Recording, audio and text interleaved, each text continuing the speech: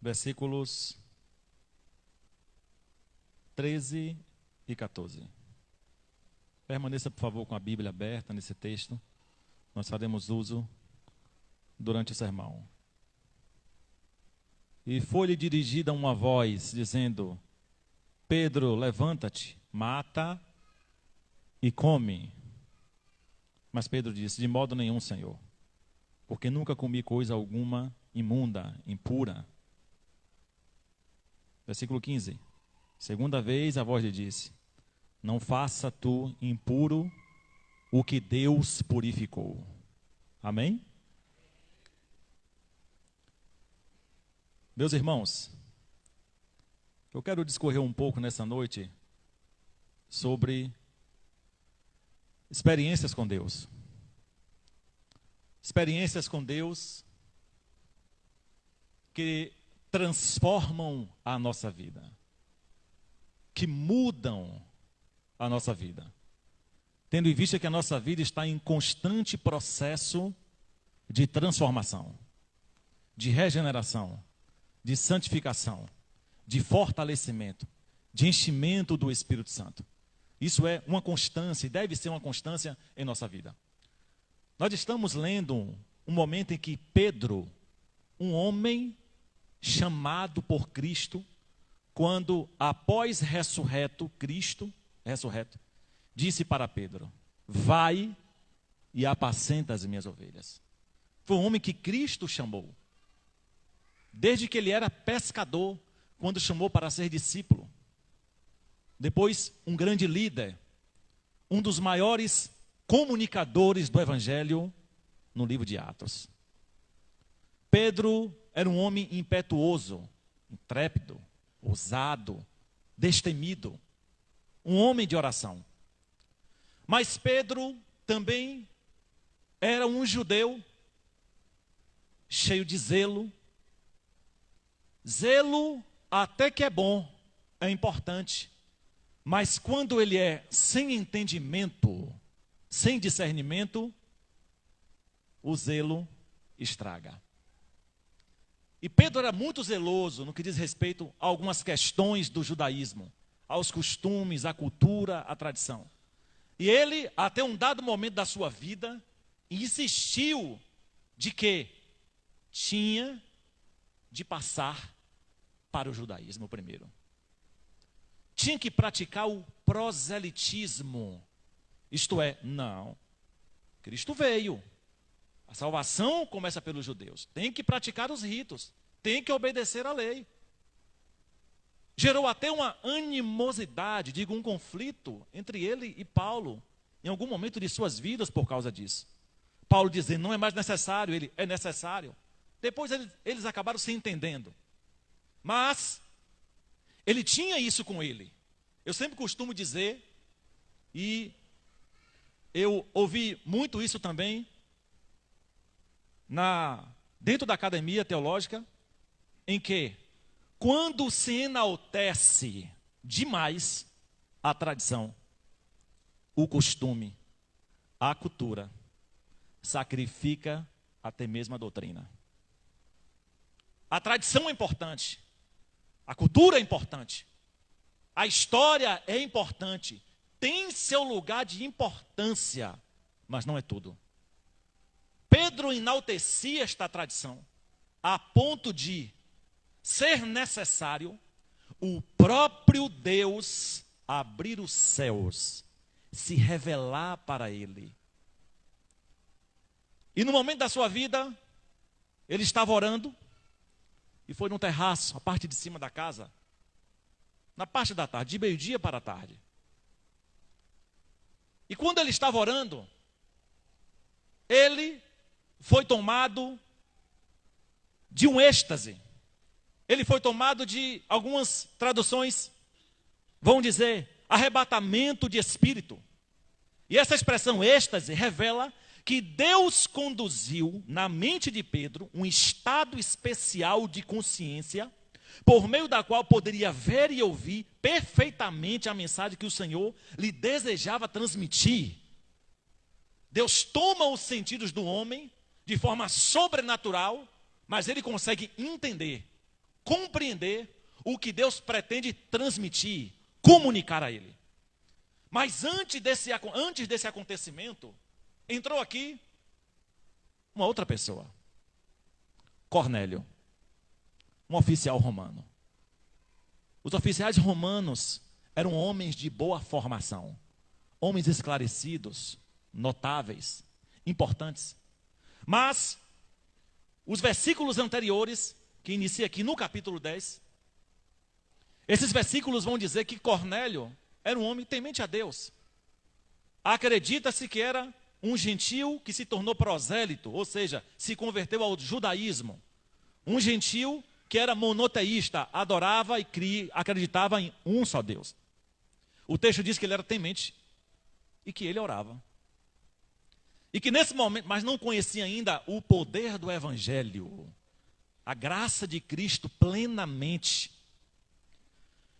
E um desses momentos de oração, ele teve uma visão e um anjo de Deus lhe apareceu. E disse: Cornélio, homem temente, tuas orações foram ouvidas. Tradições dizem que um dos motivos da oração de Cornélio era perguntando a Deus qual era o verdadeiro caminho. Olha Deus preparando o propósito através de Pedro. E tem sentido esse pensamento. E disse: tuas orações têm sido ouvidas, tuas obras sociais, tuas esmolas estão nas memórias de Deus. Deus também está vendo tudo que tu fazes pela vida dos pobres. Cornélio, envie homens à casa de um homem lá em Jope, 50 quilômetros de distância, aproximadamente daqui em Piauí, para você ter uma ideia. Lá tem um homem chamado Pedro, está na casa de um homem chamado Simão. Envie seus homens para buscá-lo até a sua casa. Esses homens chegam lá.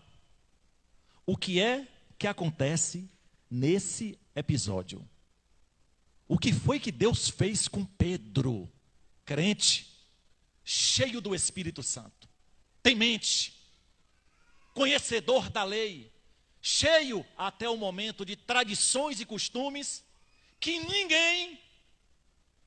ninguém talvez conseguiria mudar, a não ser uma experiência pessoal e profunda com Deus.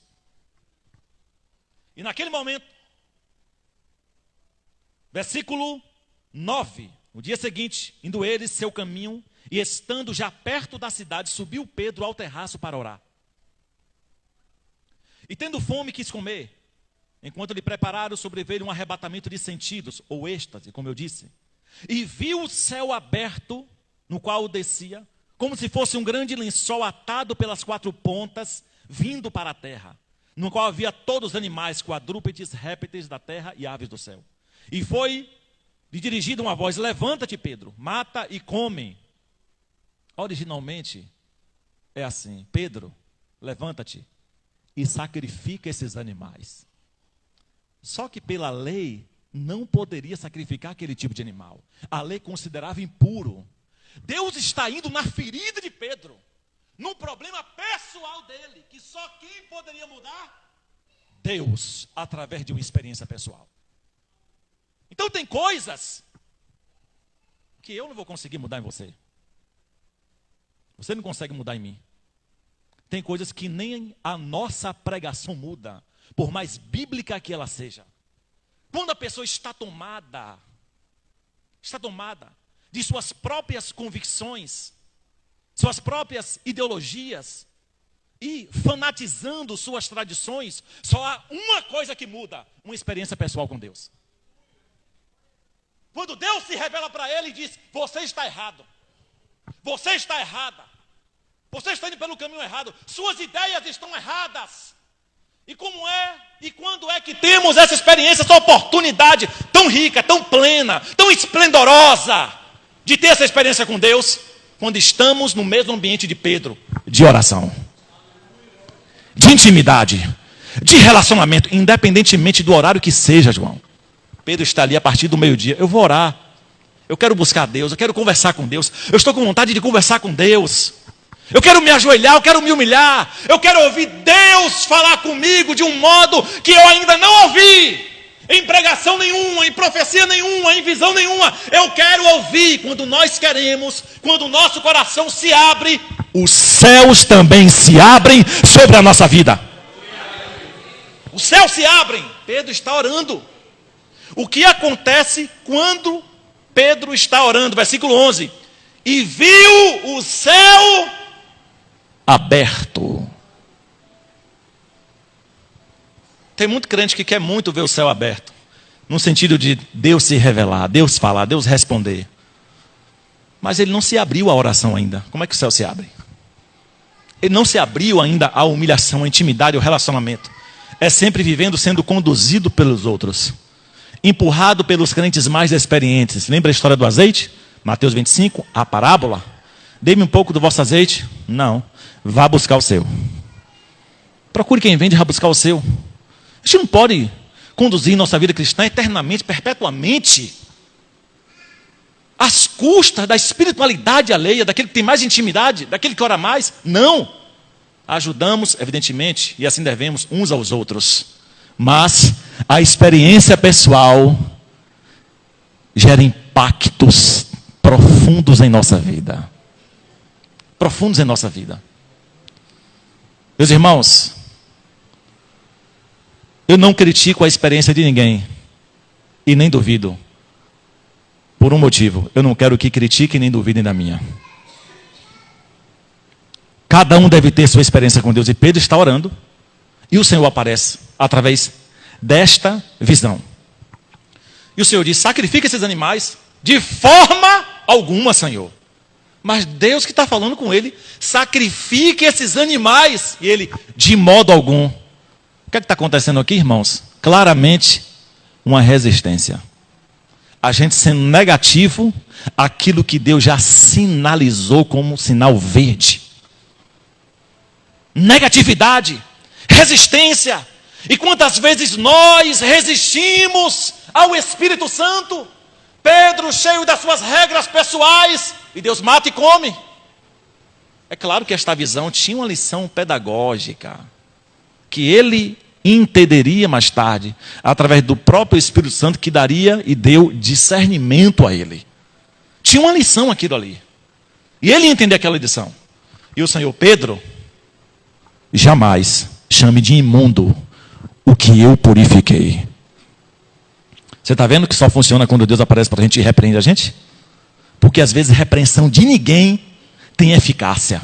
É necessário o próprio Deus nos repreender. Não chame de impuro o que eu purifiquei. Deus não estava se referindo a animais. Era uma lição. Era a porta da salvação se abrindo aos gentios, isto é, aos que não eram judeus. Deus estava chamando todos e quebrando a acepção de pessoas que os judeus tinham criado como o povo exclusivo, o único que Deus salvaria. É mostrando a porta da salvação se abrindo para todos. Agora observe, versículo 16. Aconteceu isso 3 vezes. E então o lençol se recolheu aos céus. Meus irmãos, foi necessário o Senhor repetir a mesma coisa, falar a mesma coisa, mostrar a mesma coisa para Pedro 3 vezes. Sabe o que é isso? Resistência. Dificuldade de entender, de compreender o que Deus quer fazer, o que Deus quer falar. E nós, às vezes, temos essa resistência com Deus, com o Espírito Santo. Estamos igual Pedro, colocando regras em Deus. Colocando regras no poder de Deus, irmãos. O Espírito Santo é soberano. Eu sempre contesto com cessacionistas e digo: cessacionistas são aqueles cristãos salvos, vão para o mesmo céu, tá? Que não creem mais que o Espírito Santo opera como operou no livro de Atos, com batismo, revestimento de poder e com dons espirituais. Eles não creem que Jesus cura mais, que manifesta com dons espirituais, como interpretação de línguas, profecias, revelação, enfim. Eles dizem que os dons cessaram, por isso o cessacionista. Eu digo a eles: meus irmãos, o Espírito Santo é soberano. Batismo com o Espírito, manifestação de dons espirituais, são atos soberanos do Espírito. E a nossa teologia não consegue mudar isso. Não consegue cessar isso, impedir isso. Então eles querem produzir uma teologia baseada em seus costumes, tradições denominacionais, porque a sua denominação não crê, e não crê. Como é que a minha crença denominacional vai deter, reter, parar, impedir e cessar uma soberania do Espírito Santo? Como? De forma alguma. O próprio John Wesley disse, o Espírito, na sua doutrina de pneumatologia do Espírito Santo, o Espírito Santo, ele pode agir através de meios sobrenaturais, curando, operando sinais e dando dons a toda a igreja, embora isso não seja meio suficiente para a salvação, e ele está certo. Isto é, se você não sabe, talvez alguns não sabem, uma doutrina que versa a declaração de fé da metodista wesleyana. Na página 35 do Estatuto atualizado 2021 até 2027, o batismo com o Espírito com evidência de línguas. Isso é crer que o Espírito é soberano. Opera, age, cura, opera milagres, opera proezas em nossas vidas. Pedro está preso em sua tradição. E Deus aparece. Não chame de imundo o que eu purifiquei. Pedro, você está errado. Sua tradição está errada. Seu costume está errado. Suas regras não funcionam como você acha que funcionam. E eu vou te mostrar, Pedro, que não funciona. Pedro só foi convencido através da experiência que ele teve com Deus. E às vezes somente Deus se revelando a nós através de uma experiência pessoal, somos convencidos de que Ele quer fazer aquilo, que Ele quer operar daquela forma, que Ele quer falar daquele jeito, que Ele quer realizar coisas profundas na sua vida. Irmãos, não podemos nos contentar com uma vida cristã, uma espiritualidade, uma vida piedosa, rasa, superficial, todo dia a mesma coisa, toda noite a mesma coisa, toda manhã a mesma coisa, todo culto a mesma coisa, todo devocional na sua casa a mesma coisa. A gente tem que progredir. A gente tem, Belinha, que sentir profundamente o Espírito Santo queimar dentro de nós, arder dentro de nós, a ponto da gente querer todos os dias aquele toque do Espírito.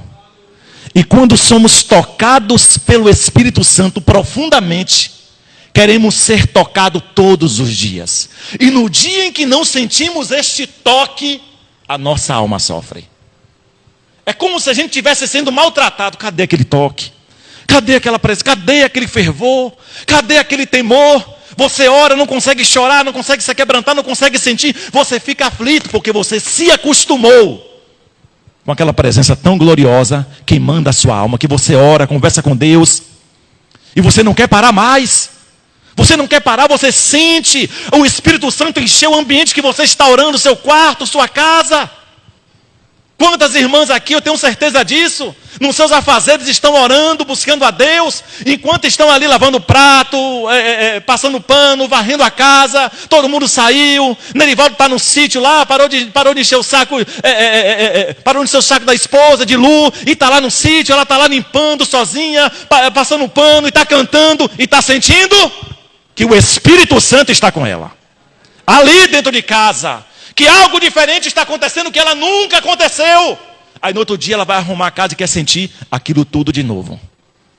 Ela vai até repetir o mesmo hino, achando que o Espírito só vai se manifestar com aquele mesmo hino. Isso é comum, é experiência, é intimidade, é relacionamento com Deus. E Pedro é tomado disso, e o Senhor repete a visão 3 vezes. Por quê? Por causa da resistência dele. E às vezes Deus insiste com a gente não consegue perceber a insistência de Deus. Isso aconteceu com Moisés em Êxodo. Em casa você vai ler, capítulo 3 e capítulo 4. Sabe o que acontece? Deus chama Moisés e diz, volta para o Egito. Voltar como, Deus? Eu saí de lá como homicida. Tem um mandado de busca e apreensão para mim, eu vou ser preso. Eu matei um hebreu lá. Eu cometi um crime. Aqueles que procuram tua morte já não vivem mais, Moisés. Volte. E ele começou a inventar várias desculpas. Deus, não vão me ouvir. E Deus disse, Moisés, eu vou te dar poder. Coloque a mão no teu peito e tire. Moisés fez. Está vendo que ela está leprosa? Coloque de novo. A mão está limpa. Pronto, Moisés, se não crerem em ti, através desse sinal, pega o bordão que está em tua mão, joga no chão, transformou em cobra. Pega novamente, voltou ao estado normal de bordão. Vão crer nesse sinal, Moisés. Mas se ainda assim, Moisés, não crê em ti, porque cada sinal que Deus dava, ele dizia, não, Deus, não vão acreditar em mim. Eu não sou capaz, eu não sei falar. E Deus vai, e ele não vou, vai, e ele não vou. E Deus insistindo. Você vai ler Êxodo 13:4 e vai ver Deus insistindo em dar sinais a Moisés para provar que estava com ele. E Deus disse, se ainda assim não crê em ti, com todos esses sinais, você vai pegar a água do rio Nilo, jogar na terra e ela vai se transformar em sangue. Aí Moisés, realmente, Deus está insistindo. Ó Deus, mas mesmo com todos esses sinais, eu não quero ir. O texto chega a dizer que Deus se irou. É o único momento na Bíblia que você vai ver dizendo que Deus se irou, mas não fez nada. Se você ler o relato da vida do povo de Israel, Deus se irou e matou alguém. Deus se irou e a terra se abriu. Deus se irou e consumiu todos com fogo. Mas nesse momento, Deus se irou e não fez nada. E disse, Moisés, faz o seguinte, tu pode ir. Tem Arão, teu irmão, ele vai ser o teu ajudador. Ele vai falar por ti. Ele vai se apresentar contigo diante de Faraó. Então Moisés foi. E às vezes Deus está fazendo isso, como fez com Moisés e com Pedro, insistindo com a gente, repetindo a mesma coisa, falando diariamente, constantemente, e a gente está resistindo. Cuidado. Não resista à voz do Espírito Santo no seu coração. Não resista à obra do Espírito Santo na sua vida. Não resista ao propósito de Deus para a sua vida. Se permita e se abra para a obra de Deus ser concretizada plenamente na sua vida. Deus seja louvado. Versículo 17. Estando Pedro duvidando entre si acerca do que seria aquela visão que tinha visto, eis que os homens de Cornélio foram enviados, pararam à porta dele, perguntando pela casa de Simão. E chamando, perguntaram se Simão, que tinha por sobrenome Pedro, morava ali. E pensando Pedro naquela visão, disse-lhe o Espírito Santo, eis que 3 homens te buscam. Levanta-te, desce e vai com eles, não duvidando, porque eu os enviei. E às vezes a gente resiste tanto que a gente está duvidando, mesmo vendo que é Deus que está agindo, mesmo vendo que é Deus que está falando.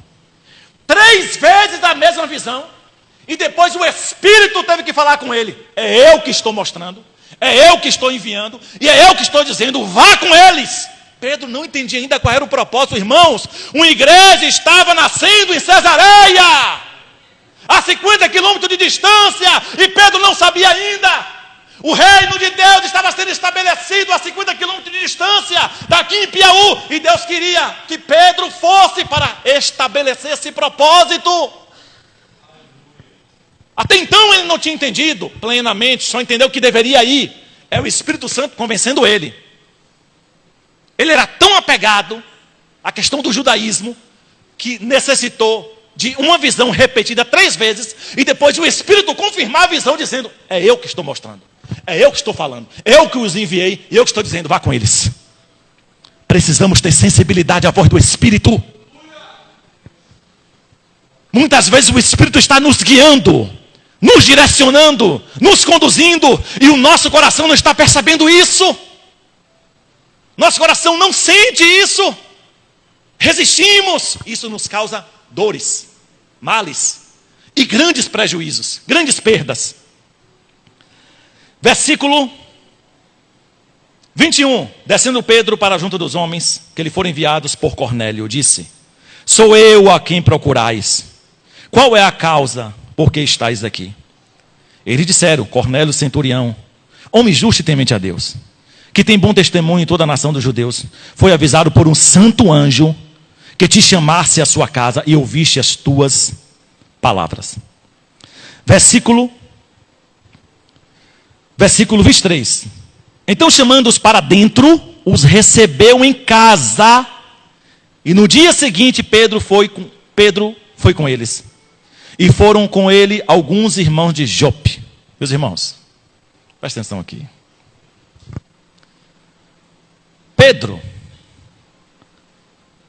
pede que todos aqueles homens entrem. Eles se hospedam ali, comem ali e viajam somente pela manhã. Deus já estava trabalhando na vida de Pedro, e esse trabalho começou dentro dele, na sua casa, porque não era comum um grupo de irmãos, um grupo de pessoas gentílicas, gentios, ficar debaixo do mesmo teto de uma família judia. Você percebeu que Deus já está quebrando Pedro? Tratando de Pedro? Entrem, se hospedem aqui, durmam aqui, de manhã a gente vai. Isso não era comum. Judeu não gostava disso. Judeu não aceitava isso. Gentios, gente que não é judeu, aqui dentro, comer, ainda dormir, para ir no outro dia, era Deus trabalhando. Até a hospitalidade para estrangeiros, Deus fez nascer no coração de Pedro. E você sabia que aqui nós temos uma grande lição? Porque Deus se agrada da hospitalidade. E tem crente que tem uma dificuldadezinha com hospitalidade. Não recebe ninguém, porque vai bagunçar a casa dele, vai sujar a casa dele. Ou vai ver as coisas da casa dele, o que ele conquistou, o que ele construiu. Gente, existem pessoas do coração assim, duro, ruim. Isso é tão desagradável. Isso não combina conosco. Não combina com a igreja do Senhor. Naquele momento, Deus trabalhou tanto no coração de Pedro, que ele foi hospitaleiro com gente que jamais ele seria, pela sua tradição, pelo seu costume, pela sua cultura. Hebreus 13:2. Não se esqueçam da hospitalidade. Ela foi praticada por muitos, sem saber que acolheram até mesmo a anjos. 1 Pedro 4:9. Sejam mutuamente hospitaleiros, sem reclamação. Ou seja, de coração. Romanos 12:13. Compartilhem o que vocês têm com os santos em suas necessidades. Pratiquem a hospitalidade. A gente tem que ser hospitaleiro. A gente tem que receber bem as pessoas. E não só receber crente não, viu? É o vizinho, é o amigo, é o colega. Receber bem. Tem gente que é tão ruim de hospitalidade, que a pessoa chega e ele não oferece nem uma água. Nem sequer uma água. Irmãos, crente tem que ser educado. Crente tem que ter o coração aberto. Crente tem que ser gentil, porque a gente tem que dar exemplo em tudo na sociedade. Você sabia que existem casos de cristãos que ganharam pessoas para Jesus somente praticando a hospitalidade, demonstrando educação e respeito? A pessoa foi tão constrangida que se aproximou, nunca foi tratada daquela forma, foi no culto, porque gostou do irmão. Ele não foi no culto porque gostou da igreja, primeiro gostou do irmão. Porque gostou daquela pessoa, aí foi ao culto, na igreja dele. Depois gostou do culto, gostou da igreja e gostou de Jesus, e foi salvo. São tantos casos assim. A Bíblia nos ensina a hospitalidade e devemos praticá-la. Praticá-la. Porque tem gente que só gosta de ir, não é? Ele gosta de todo mundo ser hospitaleiro com ele, mas ele não recebe ninguém. Ah, minha casa é simples demais. Não importa, irmãos. Não é de estrutura de casa se é simples ou se não é. É da hospitalidade em si. Puramente hospitalidade. Versículo 24. E no dia imediato chegaram a Cesareia. E Cornélio o estava esperando, tendo já convidado seus parentes e amigos mais íntimos. Cornélio também era hospitaleiro. Versículo 27. falando com ele, entrou e achou muitos que ali haviam ajuntado. Meus irmãos, Pedro começa a entender o que é que Deus estava fazendo, pastor Lebeto. Quando Pedro chega na casa de Cornélio, achando talvez que era somente para ver Cornélio, saber o que é que Cornélio queria com ele, Pedro chega e encontra lá Cornélio, a família de Cornélio, os parentes, os vizinhos, os amigos, os colegas, os conhecidos. Pedro começou a notar: Deus está estabelecendo aqui uma igreja. Foi para isso que Deus me trouxe aqui. Uma obra está nascendo, uma semente do reino está nesse lugar. Então muitas vezes não entendemos o que Deus está falando, operando, trabalhando, mas devemos caminhar no propósito para que lá na frente venhamos compreender. Foi por isso que Deus mandou eu fazer isso. Foi por isso que Deus mandou eu ir ali. Foi por isso que Deus mandou eu agir desta forma. Foi por isso que Deus queria que eu transformasse o meu ser desse jeito. Nós vamos compreender lá na frente como Pedro entendeu. Há uma grande comunidade cristã crescendo em Cesareia. Através de quem? De um homem importante e influente no contexto romano. Um centurião. Um oficial do alto escalão do exército romano. Deus sabe como trabalhar, irmãos. E sabia a influência que Cornélio ia ter, abraçando o evangelho, e como ele iria contribuir para o evangelho na comunidade que ele vivia. Deus está salvando uma pessoa de grande respeito, de grande estima, conhecido, porque sabia que aquele homem compartilharia do evangelho para todas as pessoas do seu meio. Deus tem estratégias, e Pedro estava dentro desse propósito. A gente precisa entender qual o propósito Deus está nos colocando. Às vezes Deus está criando um contexto, um cenário, como foi com Pedro, e nos colocando nesse propósito, e a gente só quer fugir, se espalhar. Correr disso. É necessário ter ouvido atento ao Espírito Santo, como Pedro teve naquele momento. Versículo, para a gente concluir. 30. Diz Cornélio: há 4 dias estava eu em jejum até essa hora, orando em minha casa, a hora 9, aproximadamente 3 da tarde.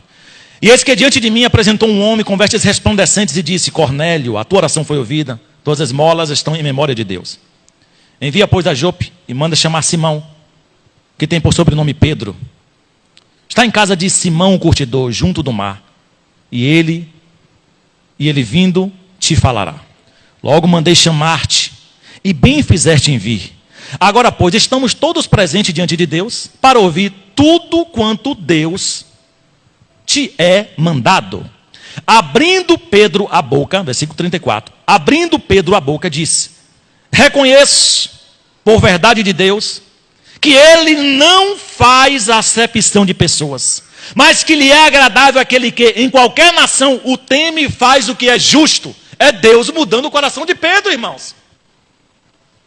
Ele está diante de uma casa cheia de gente que a maioria não era judeu, que a maioria praticava costumes que não eram costumes judeus.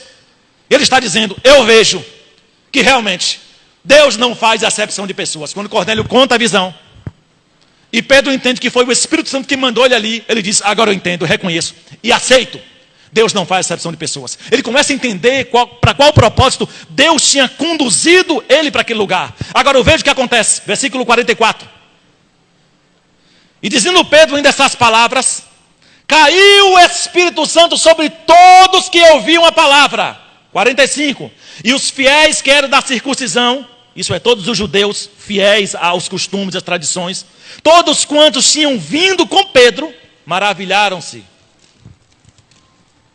que o dom do Espírito se derramasse também sobre os gentios. 46. Porque eles ouviram falar em línguas e magnificar a Deus. 47. Respondeu então Pedro: pode alguém porventura recusar a água para que não seja batizado estes, que receberam também, como nós, o Espírito Santo? Meus irmãos, nasceu uma igreja, houve salvação, houve derramamento do Espírito Santo, houve dons espirituais e houve batismo nas águas. Nasce ali uma igreja em Cesareia. Pedro entende, foi um propósito de Deus eu vir a este lugar. Você começa a entender agora o propósito de Deus? Que Ele vai nos conduzindo, para que coisas aconteçam. Irmão, se a gente conduz nossa vida cristã de maneira engessada, não acontece nada. Não acontece, Samanta. Você entende? Viviane, Betão. Se a gente engessa a nossa vida, não acontece nada. Absolutamente nada. A gente vive uma mesmice o tempo todo. Mas quando a gente está atento ao Espírito Santo, vamos perceber que sempre há propósitos de Deus a serem realizados, executados, e que Ele nos coloca nesses propósitos. Deus quer fazer, Deus quer operar. Deus quer começar trabalhando na sua casa, através da sua vida. Deus quer começar trabalhando na sua família, entre os seus, usar a sua vida lá dentro, não somente através da sua oração, mas você precisa falar, proferir, ministrar, evangelizar, convide para um devocional, fale um pouco da Bíblia com ele, com suas primas, com seus primos, com seus parentes, anuncie a Jesus. Deus tem propósitos a realizar onde quer que você passa, através da sua vida, com a sua vida. Vamos abrir o nosso coração para esse propósito maior de Deus. A maior experiência é a experiência da salvação. Após ela, a nossa vida cristã, ela caminha, ela se desenvolve, se desenrola, e vamos tendo diversas experiências com Deus que mudam a nossa vida. Somente uma experiência pessoal com Deus mudou a vida de Pedro, mudou suas perspectivas, seu ponto de vista, mudou a forma dele fazer a leitura da salvação, dos povos que não eram judeus, pessoas que tinham costumes e tradições diferentes da dele. O Espírito Santo o encaminhou e ele teve entendimento, discernimento do que Deus queria. Você tem discernimento do que Deus quer da sua vida? Alguma vez você já ouviu o Espírito Santo falar com você? Ou ouviu e fez de conta que não entendeu? Porque às vezes o Espírito, ele nos confronta. Não é assim, Nerivaldo? Ele nos confronta.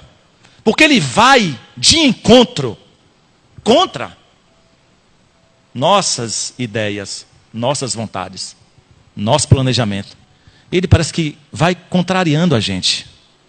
Aquilo não é para entristecer, porque ele sabe que lá na frente, aquilo vai lhe fazer bem. Lá na frente, você vai ver o resultado positivo daquilo que ele falou. E você vai compreender. Por isso que Deus me deu essa direção. Por isso que Deus me fez caminhar por esse lado aqui. Até então eu não entendia, mas agora eu compreendo perfeitamente, porque o Espírito Santo ilumina a nossa mente para compreendermos os propósitos de Deus.